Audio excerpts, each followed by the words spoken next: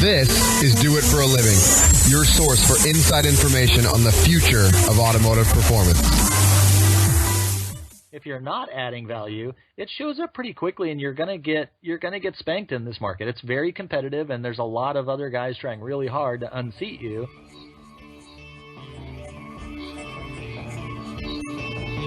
You're listening to Do It for a Living podcast, and you're about to hear the trials and tribulations involved in starting and growing a motorsports business from the movers and shakers themselves. We discuss the newest game-changing tools and provide useful resources that you can start using in your business today. The future of automotive performance is being told right here. We'll try to keep it brief, so if you want more information about anything you hear in this episode, visit us at doitforaliving.net. We are rocking and rolling Ben Strader. So, Ben Strader, how are you doing, sir? Doing super good. Thanks for having me on your podcast, Reed. No problem. So, Ben Strader is the founder of EFI University, a company focused on teaching the fundamentals and the specific details of performance electronic fuel injection. Ben's taught thousands of students all over the world about dyno tuning and engine operation, and Ben is also the author of Building and Tuning High Performance Fuel Injection, a book that's available at Amazon.com. So, Ben, from the Navy to now a professional tuner and an author and an instructor. You're a self-taught engineer, and you've created a successful and respected company built around teaching. So how did it all start? So for starters, I'm always afraid to use the term self-taught because I think that's somewhat unfair. I think I've had some amazing and powerful mentors throughout the years, but when I left the military and took that training on with me, I didn't intentionally start out to build a company that was based around instruction and teaching. I, like many of the guys in our industry, started out with a performance shop and did engine development and prototyping work and specialized in sort of turbocharging and EFI. And, over those few years of doing that, it became pretty obvious that while there's a lot of competition in the engine building, I should say engine assembly venue, over and over and over again, I kept finding where there was this hole in the performance market for understanding the way the engine controls worked. And so as I started to gravitate towards that as a simple necessity of making money, I found that I could, work on those parts of the vehicle and people would pay me because it was a job that they didn't know how to do. At some point, I just decided, gosh, I need to help somebody and fix this problem. So even then, which was back in about 2002 or 2003, I didn't have the vision yet. It was really just a matter of how do I help some of my peers who are also engine builders overcome this challenge. And of course, that took off and grew into an actual entity on its own. And since then, now we've like you mentioned, we've taught thousands and thousands of people around the world. I think we're up to like 9 different countries that we've taught our curriculums in. And wow. It's pretty impressive. When I think about what my legacy will be after I've moved on or gone away or grown old and can't do it anymore, it's that before I started doing this, there were plenty of people that knew how to tune engines and could do that, but there was never such a thing where a young guy that wanted to learn and get in could go somewhere and learn how to do this. And I think that EFI University has changed the landscape of the performance industry over the last decade, and that's something I'm pretty proud of.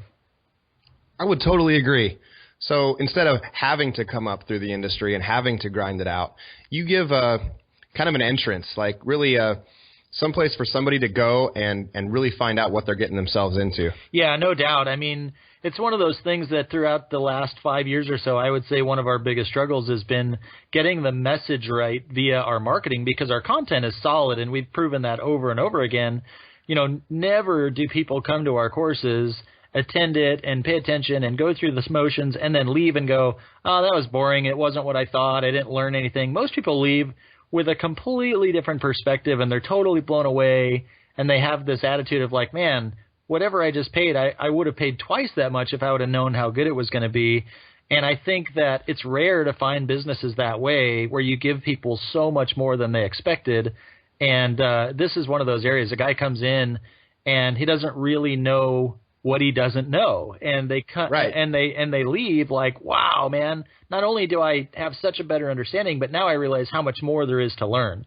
And that's something that I keep learning myself. I'm constantly, my job description's changed over the last 10 years to where now I find myself primarily doing research and development to learn more and build new curriculums and then train the instructors so that they can train the customers. So talk to me about the difference between the businesses. So you said that you were, running a performance shop. So you were doing, performance work, doing cylinder heads and turbocharging and fuel injection tuning. So from a business standpoint, how is one more scalable than the other? Is one more profitable than the other? Like what would you say as far as the business side? So a few interesting correlations there. And one is, I don't think that there's a dramatic difference in the type of business, meaning they're both service-based businesses, right? People come in and they want something and they want you to do it for them. I think the biggest difference there for me was that in the performance side, when I had my shop and was doing projects for people, it's a challenge. It's a struggle, and it still is to this day. I see guys every day that come through our school, and I talk to them about their issues and their challenges. And a lot of it is because the performance industry, by and large, I would say is overwhelmingly run by enthusiasts, meaning people that had a passion about something and decided to do it for a living. In other words, I would say 90% of racing and performance shops did not start with a business plan, did not have a strategy, didn't know what the exit strategy would be one day. And so many of them struggle to make a profit at all. The margins are extremely low on the parts side, and so you're competing with these large volume houses like Summit and Jegs and places. So oftentimes I hear guys say, well, I'm a distributor with XYZ company, but I can go online and buy it at the same price that I get it through my distributor pipeline. And so the real challenge for most of those guys is that they get in and then they realize that the business is way harder than they thought. They were way underfunded and they didn't understand the financial aspects of that business. So let me jump in here real quick. So talking about that, if you can't sell it for basically the consumer can just buy it at an online retailer for the same price that you're buying it for as a business owner, the only way that you can sell that product to a customer is by adding value. And adding value meaning I can advise you of which part to purchase, how to install it, and how to make that work with the rest of your components. I totally agree. In fact, that was one of the strategies that I used when I had my performance shops was not only that is like, when a guy comes to me, I said, look, you're coming to me because you're looking for my experience because I know which parts to buy. And I know that you can buy all the same parts that I can for pretty close to the same dollars I can, but I need to have a markup on it for a couple of reasons. First of all, I'm selling my experience knowing which parts work and which ones don't. Second of all, I'm selling you an insurance policy because think about it. We both go buy a fuel pump and both of them have an issue and they fail. The product was inferior, defective, whatever. It wasn't my fault for installing it. It wasn't your fault for installing it. It was just a bad part. Well, now, if you've bought that part from me, all you're going to do is bring it back to me and set it on my desk, and you're going to go home, and I'll call you in a couple of days when I've solved the problem. That means I have to take it out of the car. I have to deal with the manufacturer and send it back. I have to put the new one in. Those are all issues that I'm doing for you on behalf of my service-providing company. So, yes, I need to be able to charge you more to cover that insurance policy, and that is an added value to the customer that a lot of shops for some reason struggle with. They feel guilty about charging. They don't, right. and I never agreed with that. And I think it really comes back to, once again, educating the consumer on what it is they're actually paying for. And that's a hard part there because, like you said, it's enthusiast driven. So I think it's difficult, I guess, to stand by your price because you have to, again, like you said, convince the customer, or they have to understand that your time is valuable and that you really are offering something to them that they need. Well, and that's one of the major challenges for all of these young guys in these shops where they go, man, I just, I'm so afraid to lose the sale because, frankly, I need to make money. Right. I got to make money to pay the bills, and then if I don't pay the bills, I can't stay in business. And it's like, well, wait a minute. Like I've always joked around and said, hey, I'm lazy. I don't like working enough to do it for free. So unless I'm going to make money at it, I'd rather be, sitting at the beach or whatever. And so I'm constantly sort of counseling these young guys and saying it's not a sin to make a profit. It's okay for you to make money. And just make sure that you're adding value for that service. It's not about taking. It's about providing something for that amount of money. I totally agree. And that's what I'm saying is when we try to help them understand that you cannot compete on price alone. You've got to add value. But the trick is you've got to be skilled at selling or educating the customer on what the value you're adding actually is. And frankly, if you're not adding value, it shows up pretty quickly, and you're gonna get spanked in this market. It's very competitive, and there's a lot of other guys trying really hard to unseat you. So you've got to add value, and you've got to sell that added value. Otherwise, it's going to be tough. Awesome. So let me switch gears a little bit here. So you went from Performance Shop to EFI University. You teach classes at different dyno tuning facilities all over the world, and then also at your location. And when were you confident that it was going to work? Like, when were you confident you were going to be able to make this happen full time? Was there a catalyst point that like something changed? Definitely not. There was no light switch event at all. In fact, it's funny. I was giggling as you were saying that because I remember 5 or 6 years ago, by that point being very well established, a very well-known name in the industry, and frankly always concerned about the next project, the next sale, the next thing. And it's interesting because I had a friend with an even more successful business, and we were sitting chatting, and I forget what the subject was, but it came up, and he said, do you always worry about your business? And I go, well, of course I do. Every day I worry about the success of my business and our reputation and what people think about us and, how we're going to make it through the next thing. And of course, there's a cycle that we see every year in my business where, we get past about Halloween, and then it's the holidays. You got Thanksgiving, you got Christmas, you got New Year's, people are paying their bills. And so, we used to really struggle during that time of, man, we went from on top of the world to, gosh, I hope we can pull through this. And, one day we just kind of got used to that and we started planning for it. And I think even myself, throughout the years, have matured and developed into much more of a business manager than a enthusiast, because you have to love what you're doing. And definitely I was in that bracket. But I found at one point that if you didn't treat it like a business and you didn't figure out ways to make the business successful, then the passion goes away really quickly. And I think that's where a lot of people fail. Yep. If it's not worth it to you, you're going to burn out eventually. You got to find something that both feeds your economic engine and also really lights your fire. Yeah, and I definitely think. And you've found that. Yeah, no doubt. I mean, the reality is, I tell guys this all the time because especially the younger guys that come in, they go, man, they're so hungry and they're so desperate to get some time tuning an engine or building an engine. And frankly, for me, that part isn't as exciting anymore because after, almost 20 years of doing it, you realize that there's not a lot of surprises. And I still learn things, don't get me wrong. But the drive for me now is to, it would be a cop-out. It would be easy to say, oh, the drive is to make my business successful. Well, of course, but the real thing is the drive for me is to watch somebody else grow, knowing that because they are growing, so is my business. And I see these guys come in and, a couple of years later, they're so mature and not everybody's a success story. But of course, that really is rewarding when you see a couple of guys that really have made something out of themselves and you go, man, they did it, not me. I just showed them where the ladder was and they started climbing, And so I think that you can't really separate the two. How could my business be successful on the backs of others that are not successful? Right. I mean, that's just a testament to kind of what you're teaching and what you're all about. And it's really cool because you really are a person that's providing value and giving this stuff away at something that at a price that's definitely affordable. And I could tell you from personal experience, from learning from your courses, I absolutely use that information on a daily basis. And that's 10, 12 years ago that you came through our course, and and you were one of those guys that I remembered right away. Like, okay, I'm showing this guy the door. He's going to walk through it, I bet you. And here we are, a decade or more later, still talking about that same stuff. And it's just powerful stuff, man. I mean, it had a huge impact on my life. Well, and that's awesome. That's the reward for me. And like I said, because you're successful, you've told other people and you've steered people our way. And people have looked at what you've done and said, man, if it worked for him, it's got to work for me. And so, we struggle with that all the time. Is our business affordable for enough people? But I'm a firm believer in that value add. And frankly, I don't think anyone's ever left our most expensive course feeling like A, it wasn't worth it, or B, they would not have paid more, because the information is so valuable and so powerful.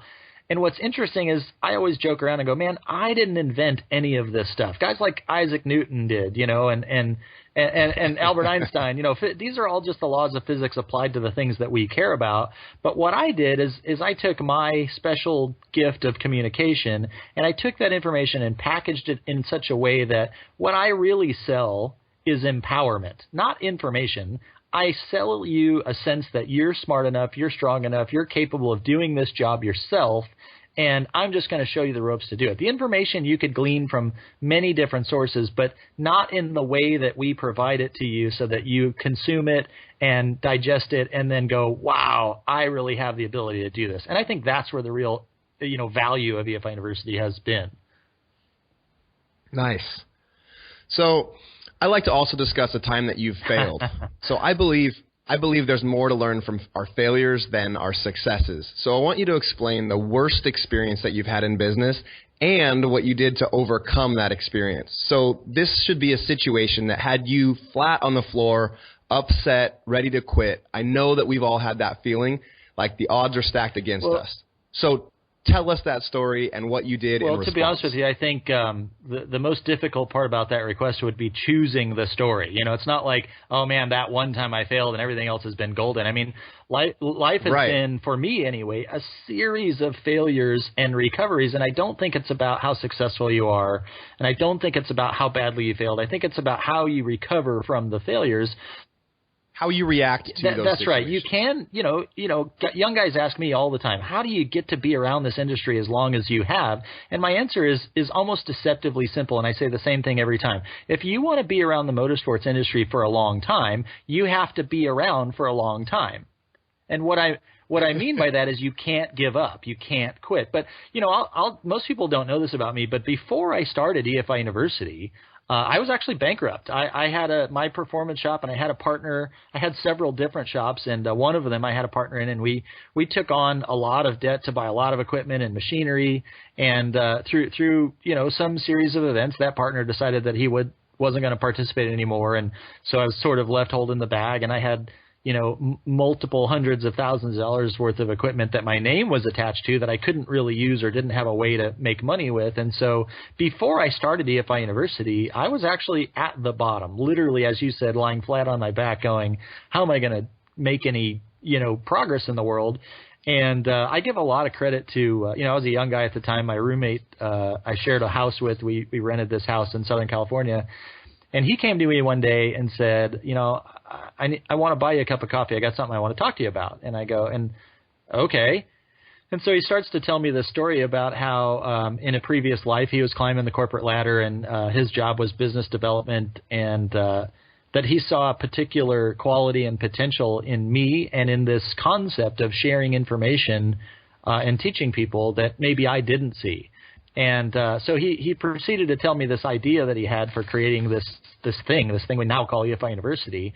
And he was so convinced that it was worthwhile. And I'll never forget, this was in about October.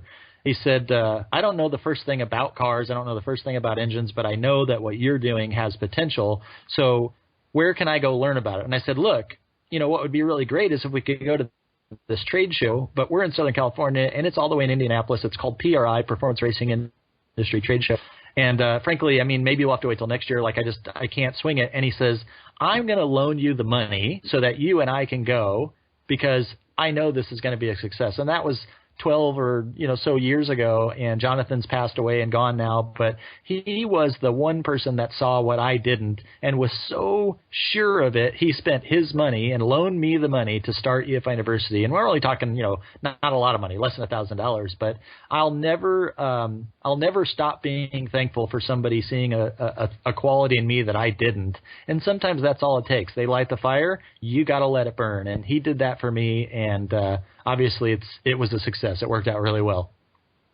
That is unbelievable. So other people, everybody listening right now, like bankrupt to completely successful, industry leader, influencer, take from that. It can be done. Like, you're in this situation, you feel like there's nowhere to go but down, but that's the opposite. There's nowhere to go but up. So don't give up on your dreams ever. Coming from the guy that's been there, you have two choices. When you get to rock bottom, you can roll around and lie there and just be miserable in it, or you can get up and dust yourself off and go, this is the crappiest thing that's ever happened to me, but at least I know that's as bad as it gets, and I'm going to go forward. And, I'm very I've for years didn't ever talk about that because I was so embarrassed by it, and I thought it was such a colossal failure in my life.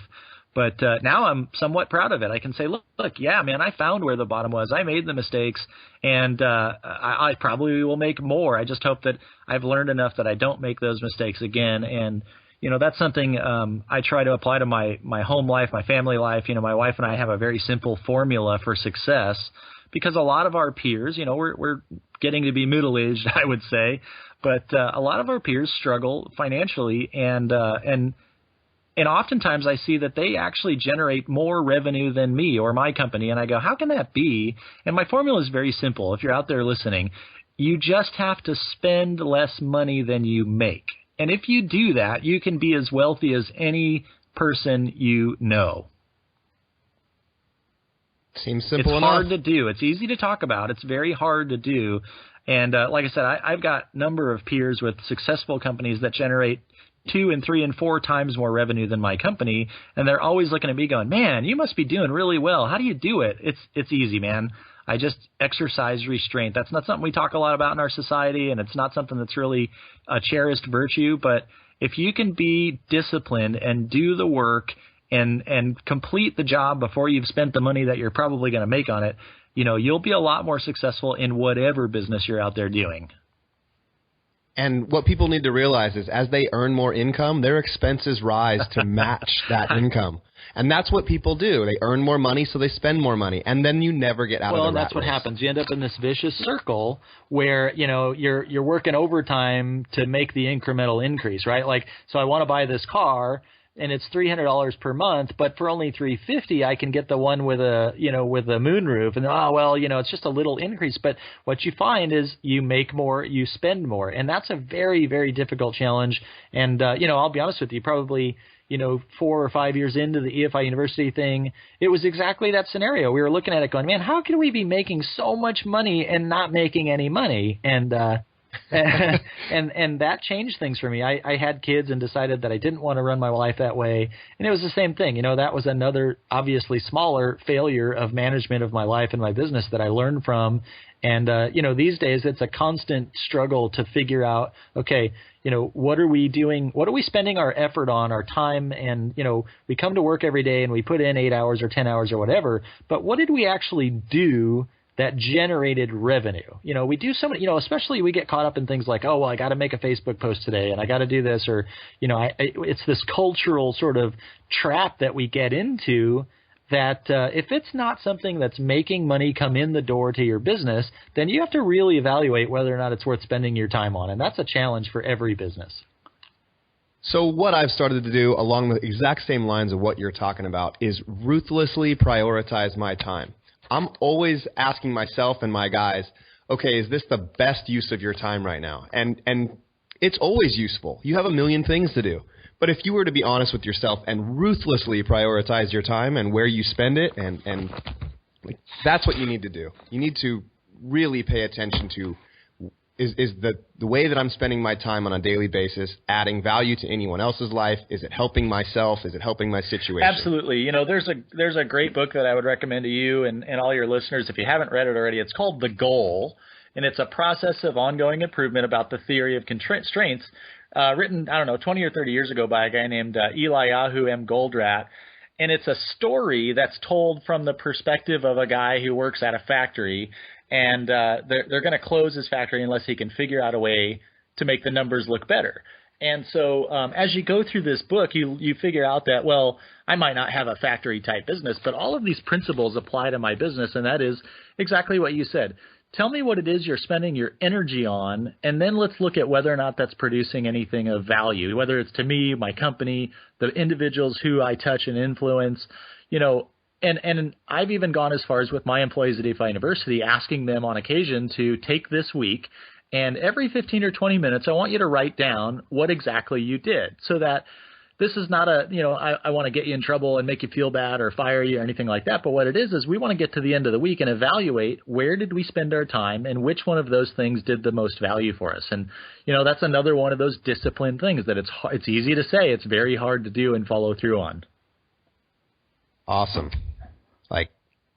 Awesome stuff. I'm pulling so much out of it. I just don't know where to go. Right on. So we started with the bottom, yep. Right? Now let's switch gears one more time. Tell us the story about a specific project that you're most proud of, or a time in your business.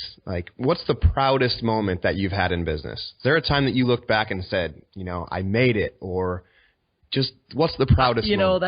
That's another one of those tricky ones where it's not the moment. It's gosh, which one could I pull from? There's so many amazing achievements. And if I only judged the quality of my business based on how much money we've made, it would be a shame, because obviously you can always find somebody that's doing better, making more money, doing that. But what I would ask people is, how many lives have you touched with your business? And when I turn around and look at the last 10 or 11 years of EFI University, and I can look somebody in the eye and say, I have changed people's lives. Thousands and thousands of people all over the world have gotten more successful, have derived more enjoyment, have reached a higher level, not necessarily because of me or my company, but we gave them the tools to reach that success. And now, I go to these trade shows, or you go to races and you go to car shows or whatever, and guys are coming up to you going, man, I went to your class in '07. It was the best thing I ever did, and blah, blah, blah. To me, that is the shining, overwhelming success of EFI University. The thing that I'm most proud of is that I helped change people's lives. And all the money and all that other stuff comes and goes and has ups and downs, but you'll never be able to take that success away from somebody once they've achieved it. And for me, there's no question that's my favorite thing about my business. That's so awesome. As you're saying that, I'm in my office, I'm looking up at my bulletin board, and I have a slogan from Zig Ziglar that says, I can have everything that I want if I just help enough other people get what they want. And that's a recent epiphany for me. And I just can't agree with you more. If you can help other people, it's just the law of attraction. It will work and that's for you. a rare quality in our industry. And racing is a very ego-driven industry where we all want to be the best, the fastest, the smartest, the whatever. You and me included. No doubt correct? about it. And so, to be able to take a step back, and I think that only comes with maturity, but be able to take a step back and say, I will be more successful if I help you be more successful. I think that's when you've crossed the line between real hardcore enthusiast racer, self-centered, egotistical business person to genuinely wanting to help the industry get better, knowing that if the industry grows, you will too. That's a big difference to me, and I look for those qualities in people I associate with. That's awesome. So I'm going to get to quick answer questions. I'm going to start firing this stuff at you, and you just tell me what you got. Okay.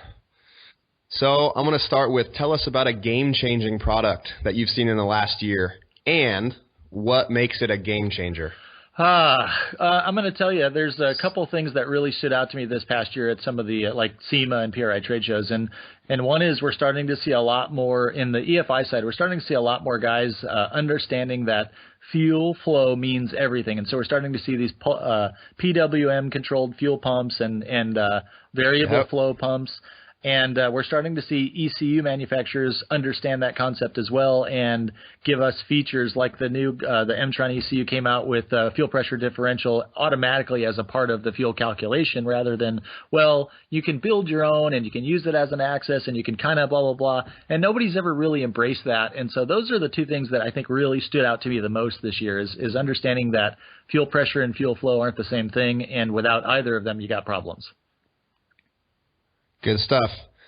How do you keep yourself organized? So back to a business question. Do you have a favorite software resource like Google Calendar or Basecamp for scheduling appointments and keeping your team on track? No, I'm actually probably, that's an area where I'm constantly trying to improve myself. I do use Google Calendar on occasion. For me, the organization is a lot of data. So our business is, who did we talk on the phone to Have we followed up with them? So we look at software programs like Salesforce.com so we can keep track of the phone's ringing all day. Who did we talk to? Did we follow up? Did we call them back? Did we get the guy to sign up? Did he not sign up? Why not? Those are real challenges for us and for our staff. And so we're constantly working on that stuff. And probably doing a live chat on our website has been the latest improvement that we've made that's really been, statistically anyway, analyzing the data has really been helping us. Okay, so people are viewing your website. They've got a quick question. Maybe they don't feel comfortable calling.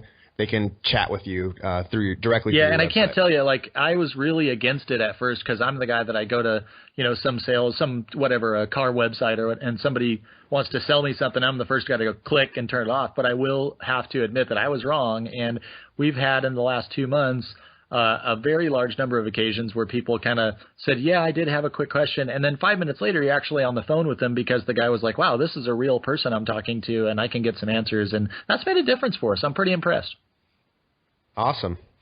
So now how about a favorite mobile app? So I use Mila's Tools, which is a length, mass, and volume conversion tool. I really like that app. So I'm in there all the time just converting units quickly, on the fly. Do you have a mobile app like that? I do, actually. I have. I've kind of gravitated away from the iPhone world about a year ago, and now I'm in the Samsung Galaxy S5, but I have a unit converter as well because one of my challenges in teaching the course is that guys come from all over the world. And so some guys were talking about cubic inches and some guys were talking about, cc's, and then we're talking about grams and mass and weight. And so, I'm constantly using that unit converter in my daily life. And what's the name of that it's app? actually just called Unit Converter, UC, Unit Converter, and it's on the Google Play Store. Got it.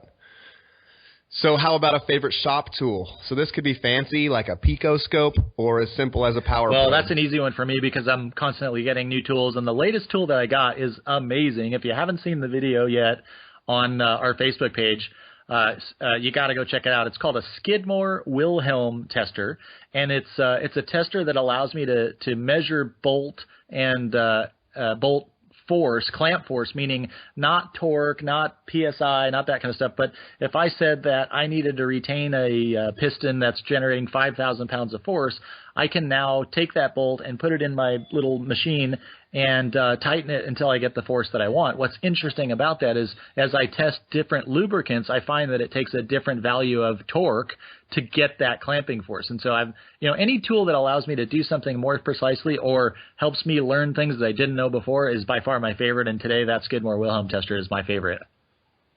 That's awesome. So we'll have more on the Skidmore Wilhelm tester at doitforaliving.net, and then we'll have a link to Ben's website where you can find some more information as well and get a hold of Ben. Cool. Skidmore Wilhelm tester. I expect they'll probably get a lot of phone calls, but it's interesting. They use those. They're generally used in skyscraper construction. Well, and that's how I found out about it. A friend of mine happened to know something about that industry, and he said, "Oh, have you ever seen this thing?" And I go, "No, what is it?" Well, their challenge is that if I build a skyscraper that's 100 stories tall, and I start on June 1st with a bucket of bolts on floor 1, by the time December rolls around and we're on the 32nd floor, all those bolts have been exposed to the atmosphere and they're rusty or they've got, bird poop on them or whatever. And so when the guy puts it in there and he goes to use his torque wrench, the torque It doesn't do the same thing to the bolt. That's exactly right. And so they use these testers to effectively calibrate what value they need from their torque wrench. And I was inspired by that, going, man, why don't we have that in the engine assembly or engine building industry? And so that's why I called the company, and they ended up making a special one for our school that had smaller dimensions and could have a video output so we could reach a larger audience. And I'm super excited about it. It's a neat tool. That's pretty cool. Now, how do you spread the word about your business? So this could be Facebook, Instagram, trade shows, or just meeting people at the track. How did you grow your business? So obviously that's an ongoing challenge for every business. And our focus the last month or two, we do weekly meetings. Every Tuesday we have a staff meeting, and we set goals for the next week, and then we talk about challenges that we're working on. And so for the last couple of months, we've really been working on improving the content that we put on our Facebook, because we get a lot of viewership, but we started paying attention to, well, how often are you getting something that you put up there just so you have something that's up there versus something you put up there that everyone's going, wow, thumbs up, like this, it was great content, whatever. Sharing it. Yeah, and moving it around and getting it. And so in other words, it was right back to that same old challenge, right? How much energy are we putting into this, and what's the return on that investment? And so we found that if we were just using it to advertise, hey, the next class is coming up, sign up, it was like thumbs down. Nobody cares about that stuff. And so what? It's just not what you're supposed to be using that for. You're not building a relationship with somebody. I think of our website as a billboard, right? That's where we tell people all about our business. But your Facebook page is really where you build a relationship with your peers and your customers. And if we're not using that to build relationships, we're not using it effectively enough. And so our main focus has been to have great educational, interesting content and make people want to continue their relationship with us on our Facebook page. And that's been paying dividends. Awesome. Ben, to end this conversation, I got a few last questions for you. What is the future of automotive performance? Is it hybrids? Is everything going to be direct injected? Well, I think there's no question that everything is going to be direct injected because at the OEM level, there's always the strive to get higher specific power outputs with lower harmful emissions, and there's no question in my mind that direct injection is the way to achieve that. It also offers a number of performance benefits that have yet to be harnessed by the average guy. I think where the real challenges for the performance industry is to catch up with that technology and be able to have tools that allow us to deal with it. And so what I mean by that is, software programs or ECUs that we can use to control these engines is where the real hole is right now. And I know a number of manufacturers that are scrambling to catch up. But I don't feel like hybrid is ready yet to be accepted by the racer masses, and alternative fuels like hydrogen and stuff are, while they're making some slight inroads at the OEM level, they don't have the cachet of the performance market yet. And I do feel like direct injection is a small enough leap in terms of understanding and technology that it'll be easily grasped. People will recognize the performance benefits. And I think the next 10 years or so will really develop and grow that market. I believe strongly in that. So I think that's what you're going to see. I like it. Finally, what's the future for Ben Strader and for EFI University? What are we going to see from you guys in the next couple of years? I think that the future for us is obviously growth oriented. I've got sort of a 5 to 7 year plan that I'm working on where I have a vision that EFI University will be a lot not just bigger, but different than it is now. For the last 10 years or so, we focused primarily on teaching people how to understand how engines work and how to calibrate an ECU that controls them. But what I found is time and time again, I'm reminded that the business environment has changed. When I started EFI University, everybody was an engine builder, but didn't know how to do tuning and calibration, which I always thought was funny. How could you not know both? What I've learned now is that over the last 10 years, because of the advent of information across the internet and because of the lower cost tools available like widebands and laptops and stuff like that, it's almost 180 degrees where everybody now is a tuner who learned probably, in high school or on the internet or whatever. And yet many of these guys are tuning and getting paid as quote unquote professional tuners and have never had the inside of an engine opened up and exposed to them. And so what we've started doing is expanding and growing our business to where we're looking at, now we have an engine blueprinting course that's a hands-on deal, some turbocharger technology courses.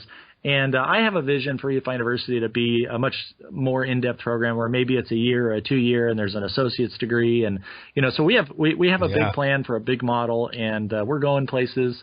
And with any luck, we'll be successful like we always have, and people will remember our name. Well, I have no doubt that you will, because no matter what, even at the bottom, there's only one place to go. It's up, and never give up. And that's what you're all about. That's what everybody that's successful is all about. So I have no doubt that you'll achieve that. How do we connect with you and your company? We're pretty easy to get a hold of. We're www.efi101.com. If you want me specifically, I'm just Ben at EFI 101. And, of course, we have a Facebook page and all that sort of stuff. So we're out there. Come visit us. Even if you are just an enthusiast, we have something for you. If you're a professional that's been doing this for a long time, I promise you we have something for you. So I think a lot of guys would testify that they thought that they knew everything there was to know, and then they came to the school and realized that they really need to go start learning some new things. I couldn't agree with you more. Ben Strader, thank you, sir. Really appreciate the input and the insight into your story. What a privilege and a pleasure to be on your show, and thanks for considering me as a guest, and I'm honored to be here. All right, you're the man. Talk to you later. Thanks, Ben. For more details, guys, you can check out more details about Ben, EFI 101 at doitforaliving.net. And until the next time. See you guys later.